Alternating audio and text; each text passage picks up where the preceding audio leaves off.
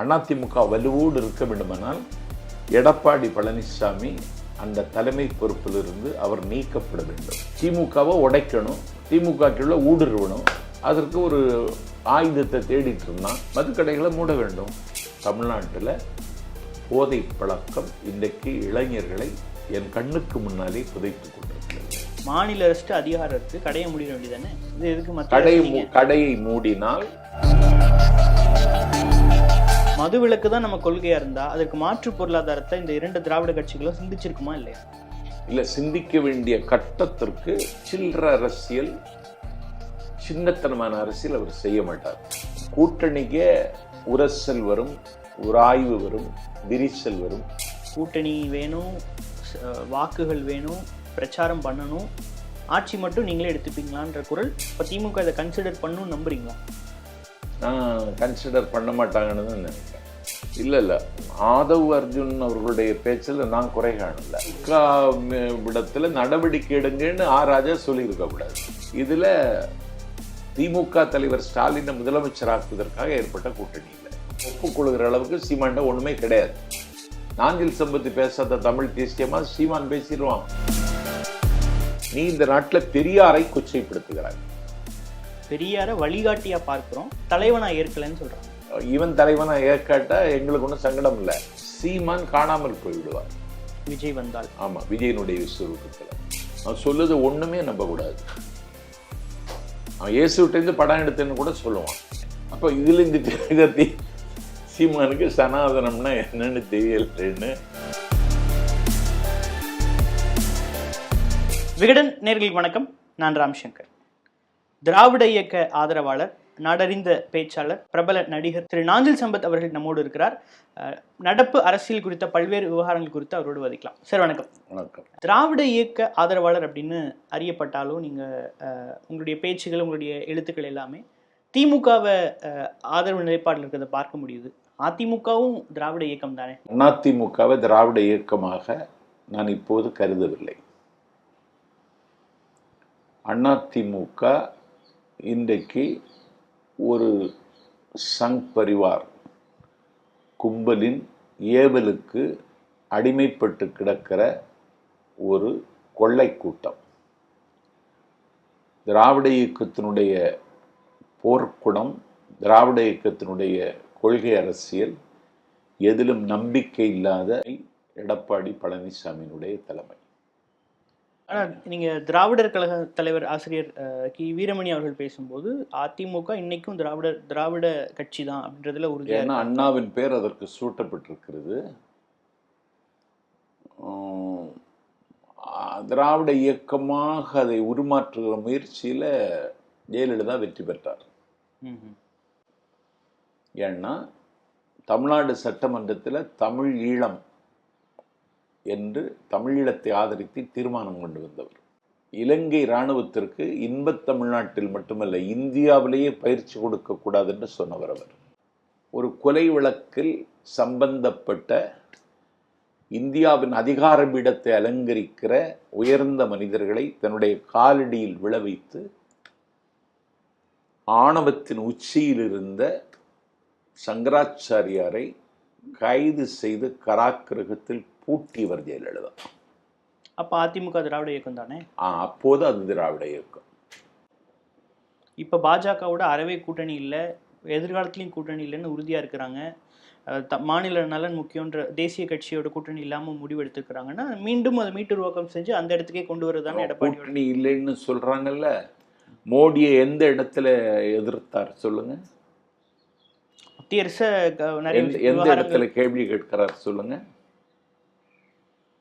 நாடாளுமன்ற தேர்தல் பிரச்சாரம் திமுக எதிர்த்து அமைஞ்சது. ஆமா, அதை தொடர்ந்து வரக்கூடிய ஒவ்வொரு இஷ்யூஸ்லையும் பிஜேபியை விமர்சிக்க தானே செய்யறாங்க. ஜிஎஸ்டி விவகாரங்களா இருக்கட்டும், நீட் விவகாரங்களா இருக்கட்டும், காவேரி விவகாரமா இருக்கட்டும், மத்திய அரசு தலையிட வேண்டும் குரல் கொடுக்குறாங்க இல்லையா? இது பூசி மெழுகிறது. இது மயில் ரகால் வருடுவது. கண்டிக்கணும்லங்க. திமுகவது அட்ஜஸ்ட் பண்ணி போகணுங்கிற கட்டாயம் இருக்கலாம். அவர் பிரதமர், இவர் முதலமைச்சர். அவர் கொடுக்கிற இடத்துல இருக்கிறார், இவர் வாங்குற இடத்துல இருக்கிறார். நீ இல்லை கண்டிக்கணும். அதனால திராவிட இயக்கம் என்று அதிமுகவை சொல்ல முடியாது, சொல்லக்கூடாது.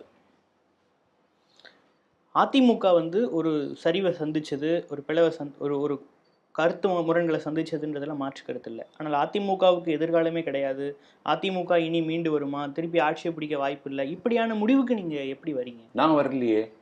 அதிமுக வலிவோடு இருக்க வேண்டும், பொலிவோடு இருக்க வேண்டும் என்று நான் விரும்புகிறேன். ஏன்னா பாசிச சக்திகள் அன்னை தமிழகத்தில் கால் ஊன்றாமலும் ஊடுருவாமலும் தடுப்பதற்கு ஒரு அரண் தேவை. அந்த அரணாக அதிமுக இருக்க முடியும். ஆனால் அந்த கடமையை எடப்பாடி செய்ய முன்வரல. அதிமுக வலுவோடு இருக்க வேண்டுமானால் எடப்பாடி பழனிசாமி அந்த தலைமை பொறுப்பிலிருந்து அவர் நீக்கப்பட வேண்டும். அதற்கான சூழலும் அதிமுகவில் இன்றைக்கு நிலவுகிறது என்பதை விட எல்லோரும் ஒன்றிணைவதற்கு இவரை இடையூறாக இருந்தால் இடையூறை இடறி தள்ளுவதற்கும் அவர்கள் தயாராகிவிட்டார்கள் என்றுதான் எனக்கு வருகிற செய்தி. ஒரு பண பரிவர்த்தனை வழக்கில் அமலாக்கத்துறையால் கைது செய்யப்பட்டு 471 நாளுக்கு பிறகு பெயில் கிடைச்சவருக்கு வந்து தியாகி பட்டம் கொடுப்பதை எப்படி ஏற்க முடியும்னு சமூக வலைதளங்களில் கேட்குறாங்க. சிறையினுடைய போய் இருந்தவனுக்கு தான் சிறையினுடைய வலி தெரியும். தமிழ்நாட்டில் 8 மத்திய சிறைச்சாலைகள் இருக்கிறது. 7 சிறைச்சாலைகளில் வாசம் செய்தவன் நான் மட்டும் தமிழ்நாட்டில். வேலூருக்கு மட்டும் நீங்கள் போகலன்னு நினைக்கிறேன். இல்லை, நான் போகாதது சேலம். வேற எல்லா சிறைச்சாலைக்கும் நான் போயிட்டேன். ஒரு குற்றம் சாட்டப்பட்டவர் நண்பர் செந்தில் பாலாஜி, அவருக்கு பிணை மறுக்கப்பட்டதற்கான காரணத்தை அமலாக்கத்துறையால் இன்னும் சொல்ல முடியலை, நாளைக்கும் சொல்ல முடியாது. ஒரு முடித்து வைக்கப்பட்ட வழக்கை பிரேத பரிசோதனை செய்து அமலாக்கத்துறை இந்த நாட்டில் திட்டமிட்டு பழி வாங்கியது. போக்குவரத்து துறையில் அதிமுக ஆட்சியில போக்குவரத்து துறையில அந்த குற்றம் நடந்தது உண்மை, அதுக்கு அவங்க கூப்பிட்டு காம்ப்ரமைஸ் பேசினதெல்லாம் உண்மை. ஆமா, அந்த வழக்குல சிறைக்கு போனவர் எப்படி தியாகின்னு சொல்ல முடியும்? இல்ல, அவர் 471 நாள் இருந்தது தியாகம்தான். அவரை கணக்கில் எடுத்துக்கொண்டு அவரை தன்வசப்படுத்துவதற்கு பிஜேபி இடத்துல ஒரு திட்டம் இருந்தது. அந்த திட்டத்திற்கு என்னுடைய நண்பன் செந்தில் பாலாஜி பலியாகலை. வேறு ஒருவராக இருந்தார் பலியாகி இருப்பார். அதிமுக என்ன சொல்றாங்கன்னா, அவர் வந்து திமுக தலைமையை வந்து போட்டு கொடுக்கல, தகவல்களை சொல்லல, அதனால அவர் தியாகின்ற. ஆமா ஆமா, அதான் அவங்க நோக்கமே. அதாங்க அவங்க நோக்கமே. திமுகவை தலைமையை காட்டி கொடுக்கணும், திமுகவை உடைக்கணும், திமுகக்குள்ள ஊடுருவணும். அதற்கு ஒரு ஆயுதத்தை தேடிட்டு இருந்தான். அகப்பட்டான் செந்தில் பாலாஜின்னு சொல்லி அவர்கள் கருதினார்கள். அவர் அகப்படவில்லை, அந்த வலையில சிக்கலை. செந்தில் பாலாஜி இன்னைக்கு தமிழ்நாட்டில் திமுகவில் ஒரு தவிர்க்க முடியாத பர்சனாலிட்டியாக இன்றைக்கு அவர் தன்னை நிலைநிறுத்தி கொண்டிருக்கிறார் இந்த நடவடிக்கையின் மூலம். திமுக கூட்டணி ரொம்ப வலிமையா இருக்கு, நாங்கள் எல்லா தேர்தலையும் வெற்றி பெறுவோன்ற நம்பிக்கை உடைய தொடங்கி இருக்கிறத நீங்க பாக்குறீங்களா? இல்லையே, உடையாது. அசைக்க முடியாத ஆஸ்பெட்ராஸ் கோட்டை மாதிரி இருக்கு. நீங்க காஞ்சிபுரத்தில் போனா பார்த்துடலாமே. நீங்க விடுதலை சிறுத்தைகள் கட்சியோட நடவடிக்கைலாம் பார்க்கலையா? பார்க்குறேன்.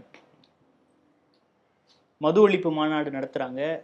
திமுக தமிழக அரசே மது கடைகளை மூடு அப்படின்னு உரக்க பேசுறாங்க. திமுக அரசுக்கு நிர்பந்தம் கொடுக்குறாங்க. மது கடைகளை மூட வேண்டும். அது திமுக ஆளும் திமுகவுக்கான நெருக்கடியா நீங்க பார்க்கலையா? நான் அப்படி பார்க்கல. ஏன்னா நான் இந்த சமூகம் சார்ந்து சிந்திக்கிறவன். தமிழ்நாட்டில் போதை பழக்கம் இன்றைக்கு இளைஞர்களை என் கண்ணுக்கு முன்னாலே புதைத்து கொண்டிருக்கிறது. அரசு என்ன பண்ணுதுன்ற கேள்வியும் வரும் இல்லையா? அரசு இதை கண்காணிக்கலையா? அவங்க கட்டுப்படுத்தல. அரசு கண்காணிக்கிறது. மதுவிலக்கு ஆயத்தீர்வை என்று ஒரு துறை இருக்கிறது. அரசு சார்பில் மதுவிலக்கு பிரச்சாரம் செய்வதற்கு நிதி ஒதுக்கப்படுகிறது. அதை தாண்டி இதை கட்டுப்படுத்தி இதை மட்டுப்படுத்த வேண்டுமானால் ஒன்றிய அரசினுடைய ஒத்துழைப்பு நமக்கு தேவைப்படுகிறது. மாநில அரசு அதிகாரம் இருக்கு, கடையை மூடிட வேண்டியதானே? இது எதுக்கு மத்திய கடையை மூடினால் அதனால் வரக்கூடிய நிதி இழப்பிற்கு ஒன்றிய அரசு ஏதாவது உதவுமா என்று ஒரு கேள்வி எழுகிறது. மதுவிலக்கு உதவ மாட்டார்கள். மதுவிலக்கு தமிழ்நாட்டில் வந்து இன்னைக்கு நேற்று பேசல, கச்சத்தீவை மீட்போம்ன்ற காலத்துல இருந்தே மதுவிலக்கை நம்ம பேசிட்டு இருக்கிறோம். மதுவிலக்கு தான் நம்ம கொள்கையா இருந்தா அதற்கு மாற்று பொருளாதாரத்தை இந்த 2 திராவிட கட்சிகளும் சிந்திச்சிருக்குமா இல்லையா? இல்ல, சிந்திக்க வேண்டிய கட்டத்திற்கு இன்றைக்கு தமிழ்நாடு வந்திருக்கிறது. மாற்று பொருளாதாரம் என்பதை விட இதனால் வரக்கூடிய நிதி இழப்பை சீர் செய்வதற்கு என்ன வழி இருக்கிறது என்று யோசிக்க வேண்டிய நிலைமைக்கு தமிழகம் இன்றைக்கு வந்திருக்கிறது. அண்ணன் ஸ்டாலின் அதற்கு என்ன செய்ய போகிறார் என்கிற கேள்வியும் நமக்கு முன்னால் இருக்கிறது. இதற்கு ஒரு தீவிர பிரச்சாரம் வேற செய்யணும். அந்த பிரச்சாரத்தினுடைய தொடக்கம்தான் உளுந்தூர்பேட்டை மது ஒழிப்பு மாநாடு. மாநாட்டில் நீங்க பங்கேற்கிறீங்களா? மாநாட்டில் போய் பார்வையாளனாக கலந்து கொள்ளலான்னு இருக்கேன். அதிமுக வளைச்சது நீங்க எப்படி பாக்குறீங்க? அது சரியான நடவடிக்கை சொன்னாரு. எல்லா ஜனதா சக்திகளையும் அழைக்கிறேன்னு சொன்னாரு. சனாதன ஒழிப்பு மாநாட்டுக்கே அவங்க யாரையும் அழைக்கல. ஆனா மது ஒழிப்புக்கு அழைக்கிறோம்னா இது ஏதோ டிமாண்ட் மாநாடுன்னு சொல்றாங்க. இல்ல, சனாதன ஒழிப்பு மகாநாட்டுக்கு எடப்பாடி அழைக்க முடியாது. ஏன்னா அவர் ஒரு நவீன சனாதனி. மது ஒழிப்பு மாநாடு என்பது மக்களினுடைய பிரச்சனை. தமிழ்நாட்டில் ஒரு வலிமை வாய்ந்த எதிர்கட்சி, அவர்களுடைய பங்களிப்பும் இருக்குமானால் அந்த மாநாடு களை கட்டும், தன்னுடைய நோக்கம் நிறைவேறும்னு அவர் நினைச்சிருக்கலாம். அதனால அழைப்பு விடுக்கல. மதுவிலக்கு மாநாட்டில் பங்கேற்கிற தகுதி அதிமுகவுக்கு இருக்கா அப்படின்ற ஒரு கேள்வியும் இருக்குல்ல. அவங்க அதுக்கான என்ன நடவடிக்கை எடுத்தாங்க? அதிமுகவே 1 கோடி உறுப்பினர்கள் இருக்காங்க. அதுல போய் பேசும் பொழுது ஒரு தாக்கம் ஏற்படத்தான் செய்யும். அதான் சார் சொல்றேன், இது திமுகவுக்கான ஒரு டிமாண்ட், ஒரு நெருக்கடி. தேர்தல் அரசியல் சார்ந்தும் இதுல பல்வேறு அரசியல் கணக்குகள் இருக்குன்னு சொல்றாங்க. அதற்கான நேரம் இப்போ வரல. திமுகவுக்கு நெருக்கடி கொடுக்க வேண்டும் என்பதும் திருமாவளவனுடைய திட்டம் இல்லை. ஏன்னா ஒரு இந்தியா கூட்டணிக்கு முகம் தந்த தலைவன் அண்ணன் ஸ்டாலின். அதற்கு முதுகெலும்பாக இருந்தவர் விடுதலை சிறுத்தைகளின் தலைவர் தொல் திருமாவளவன். அதனால இந்த சில்லற அரசியல், சின்னத்தனமான அரசியல் அவர் செய்ய மாட்டார். ஏன்னா அவர் கள்ளக்குறிச்சியில அந்த ஷாவின் மடியில் அந்த அப்பாவிகள் விழுந்த பொழுது அங்க போய் அவர் 2 நாளா இருந்தார்.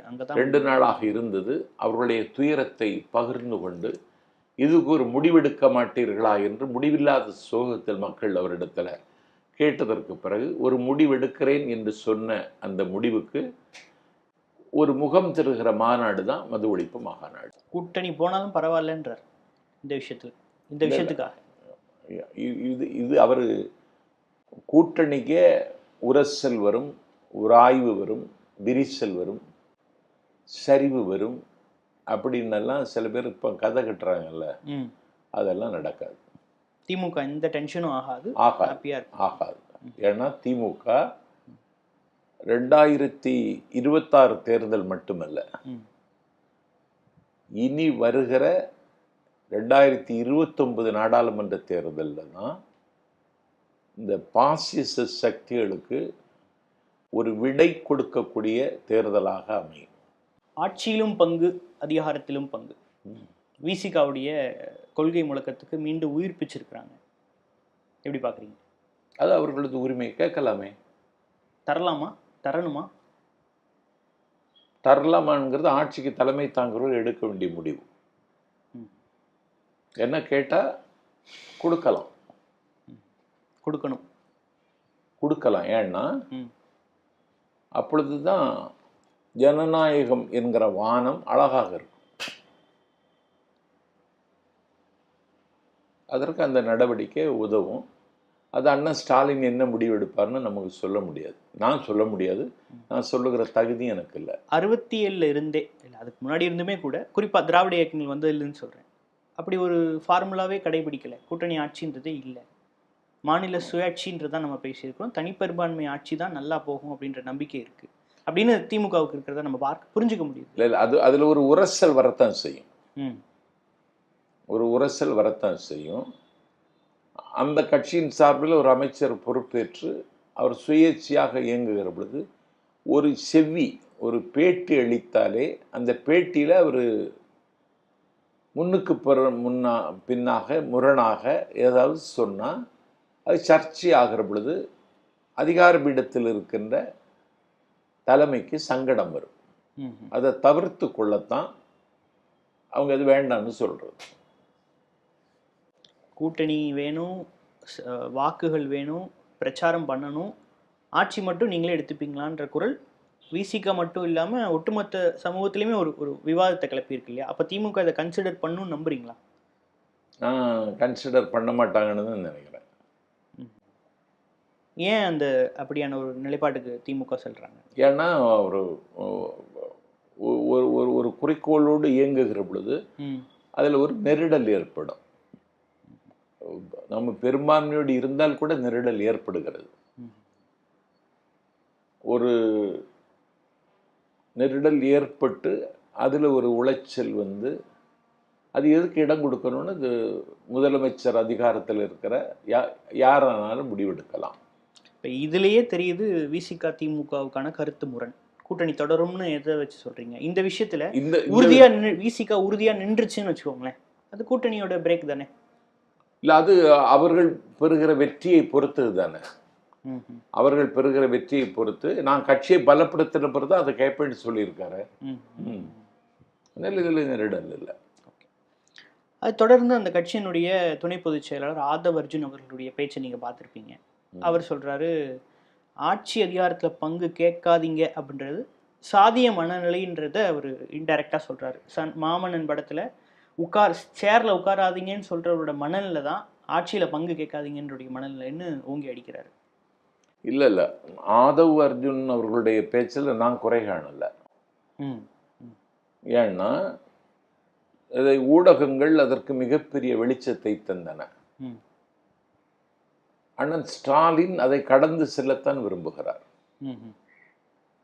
அது அவங்க கட்சி, அவங்க கட்சியினுடைய துணை பொதுச் செயலாளர். ஆனால் அந்த கட்சியில் இருக்கக்கூடிய ரவிக்குமார், அந்த கட்சியில் இருக்கிற துணை பொதுச் செயலர் வன்னியரசு எல்லாரும் அதற்கு எதிர்வினை ஆற்றுகிறார்கள். அதனால டெமோக்ரஸி மீன்ஸ் டிஸ்கஷன், விவாதம் செய்வது தான், கேள்வி கேட்பது தான். அது அவங்களுக்குள்ளே கேள்வி கேட்டு அவங்களுக்குள்ளே பதில் சொல்லுவாங்க. இதை கடந்து போகணுன்னு தான் அண்ணன் ஸ்டாலின் விரும்புகிறார். அதுதான் உண்மை. சினிமாக்காரர்கள் வந்து முதலமைச்சர் ஆகிறாங்க, எங்க தலைவர் ஆகக்கூடாதான்றது திமுக தலைமையின் மீதான அட்டாக் தானே.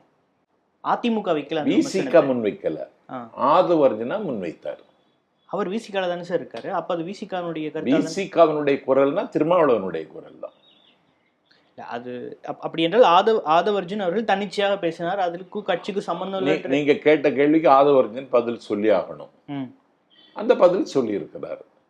அதிலேயே தான் நிற்கிறாரு ஆதவ் அர்ஜுனா இல்லை, அவர் அதையும் தாண்டி பயணிப்பார். திரும்ப அவர்னு சொல்லித்தான் ஆதவ் பேசுறாருன்றது தான் இப்ப இருக்கிற விமர்சனமே. அவர் வந்து அது எப்படி அவர் கட்சிக்கு துணை பொதுச் செயலாளருங்க, ஒரு ஒரு அறிவார்ந்த தளத்தில் இயங்குகிறவர், தரவுகளோடு பேசுகிறார். அந்த அளவு அவருக்கு உரிமை. அது அதில் திருமாவளவன் ஆதிக்கம் செலுத்துவார்னு கூட நான் நினைக்கல. அது அப்படியே அவரும் திமுகல இருந்து நடவடிக்கை எடுங்க அப்படின்னு கோரிக்கை வைக்கிறாங்க. அவர்கிட்ட கொஞ்சம் கவனமா இருங்க, அவர் பார்த்தா கொஞ்சம் பாஜக பின்புலம்லாம் இருக்கிற மாதிரி. திமுக இடத்துல நடவடிக்கை எடுங்கன்னு ராஜா சொல்லி இருக்க கூடாது. இது எங்களுக்கு ஒரு நெருடலை ஏற்படுத்தி இருக்கிறது, இதை திருமாவளவர்கள் தெரிந்து கொள்ள வேண்டும்னு சொன்னதோடு நிறுத்தி இருக்கலாம். நடவடிக்கை எடுங்கிற அளவுக்கு ராஜா சொல்லி இருக்க கூடாதுங்கிறது என் கருத்து. Okay sir. இதுவுமே கூட இவ்வளவு பேசுபொருள் ஆனதுக்கு பிறகுமே கூட ஆதவ் அர்ஜுன் கட்சி நலனுக்காக பேசுகிறார் அப்படின்னு பிரச்சனையை முடிச்சு வைக்கிறார் திருமாவளவன். இந்த போக்கு சரிதானா? கட்சி நலன் தானே, கட்சி நலன் தானே. அந்த அதை மறுதளிக்கிற ஆட்கள் விசிகாவில் இருந்தாலும் கூட அந்த கட்சி ஒரு அடுத்த கட்ட பாய்ச்சலுக்கு தயாராவதற்கு ஆதவ் அர்ஜுனா சொன்ன இதெல்லாம் அவர்களுக்கு பயன்படும்.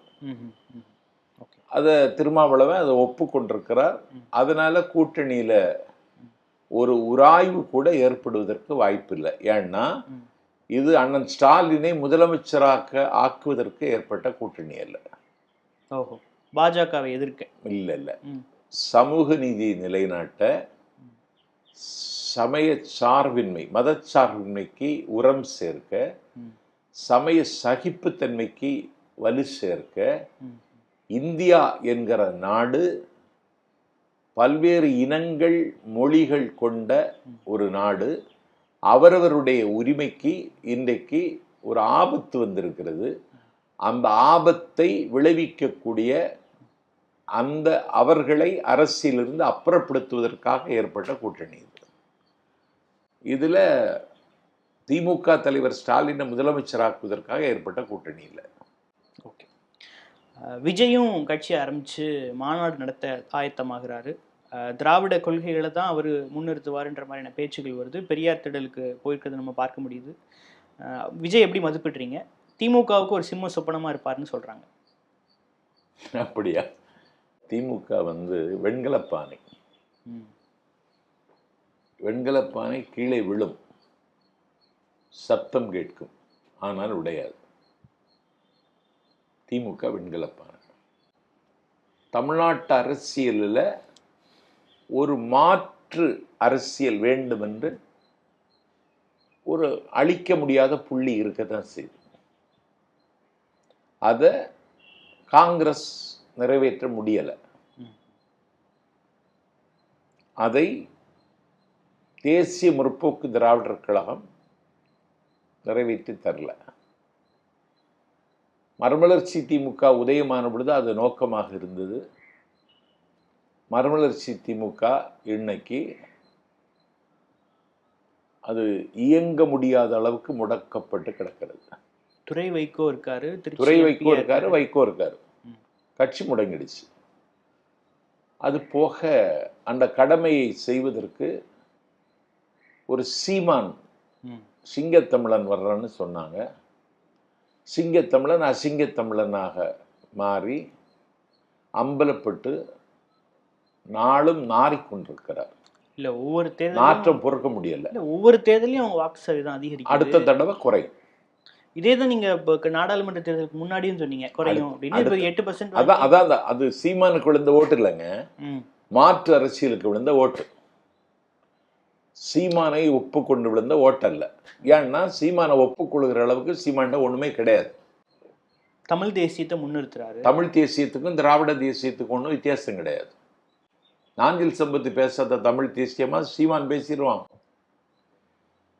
அண்ணா பேசாத தமிழ் தேசியத்தை சீமான் பேசிட்டான்.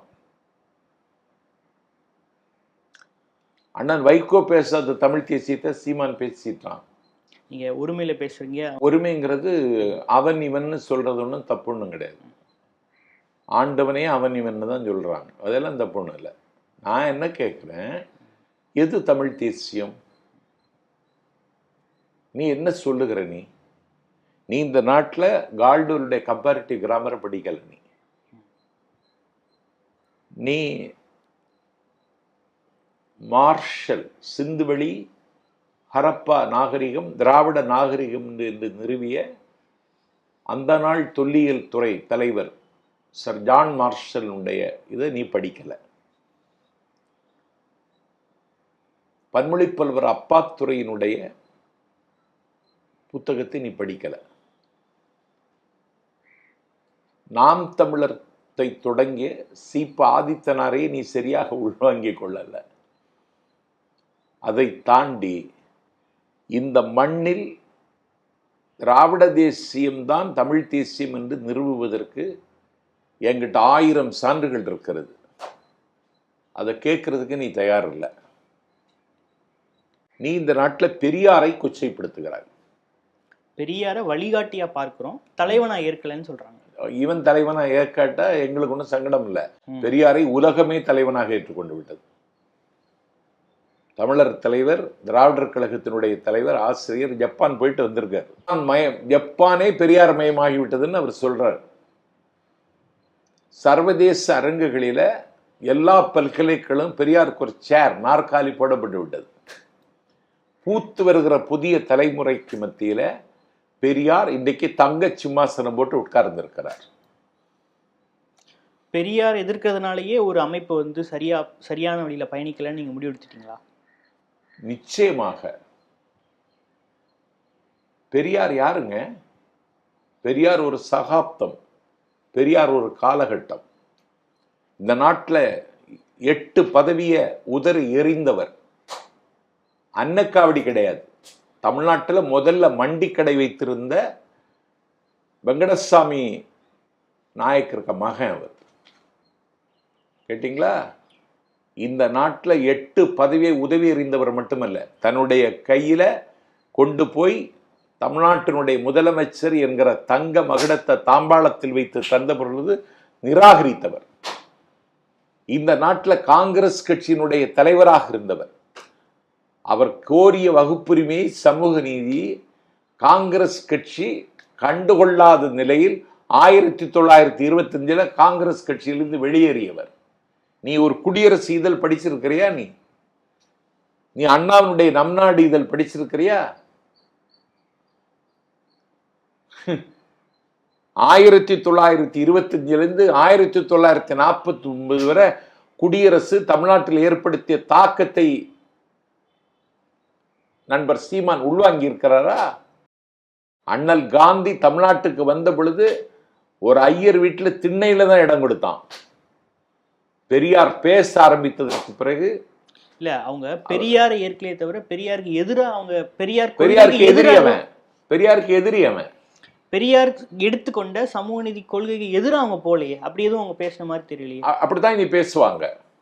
சனாதன எதிர்ப்பு பேசுறாங்க, சமூக நீதி பேசுறாங்க, சாதி வாரி இடஒதுக்கீடு வலியுறுத்துறாங்க, ஆணவ கொலைக்கு தனிச்சட்டம் எடுத்துட்டு வர சொல்றாங்க, பட்டியல் சமூக மக்களுக்காக அவங்களும் பேசுறாங்க. கொள்கை வழி முரண்படலையே, நபர் தானே முரண்படுறார். முன்னிறுத்தக்கூடிய தலைவர். பெரியார்ட்ட நீ எப்படி முரண்பட முடியும்? பெரியார்ட்ட -1 சொல்ல முடியாது. நீ அண்ணாவிட எப்படி முரண்பட முடியும்? இல்ல, விமர்சனத்துக்கு அப்பாற்பட்டவர்கள்னு யாரும் இல்ல.